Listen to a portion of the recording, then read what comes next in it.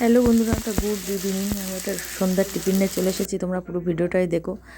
তো পেঁয়াজ ভেজে নেওয়ার পরে ওর মধ্যে আদা রসুন থেতো করে দিয়েছি, লঙ্কার গুঁড়ো, নুন, হলুদ, লঙ্কা কুচিয়ে দিয়েছি, একটা সিদ্ধ আলু দিয়েছি, দিয়ে সুন্দর করে ধনে পাতা দিয়েছি, ভাজা মশলা দিয়েছি, দিয়ে সুন্দর করে পুরটা বানিয়ে নিয়ে আটাটা নুন তেল দিয়ে সুন্দর করে গরম জল দিয়ে মেখে নিয়েছি। মেখে নেওয়ার পরে 5টা রুটি পরপর করে এই তেল আর আটা গুলে রেখেছি, ওইটা দিয়ে দিয়ে 5টা রুটি আমি করে নিয়ে ওর মধ্যে পুরটা দিয়ে আমি প্যাটিসের 2 সাইড কেটে নিয়ে প্যাটিসের আকার নিয়ে আমি কড়া বসিয়ে দিয়েছি। কড়া গরম হয়ে গেছে পরে সেঁকা মানে গরম গরম সেঁকা তেলে ভেজে নিয়েছি। দেখুন কি সুন্দর মচমচে প্যাটিসগুলো হয়েছে, অসাধারণ হয়েছিল বন্ধুরা, খেতে খুব সুন্দর হয়েছিল। তো আমি তো পাউরুটি দিয়েই বেশিরভাগ প্যাটিস বানাই, তা কি মনে হলো ময়দার দিয়ে বানালাম, তা খেতে খুব দুর্দান্ত হয়েছিল। তোমাদের কেমন লাগলো বন্ধুরা, ওতে অবশ্যই লাইক কমেন্ট করে বলবে আমাকে, আর তোমরা ঘরে এরকম ট্রাই করবে।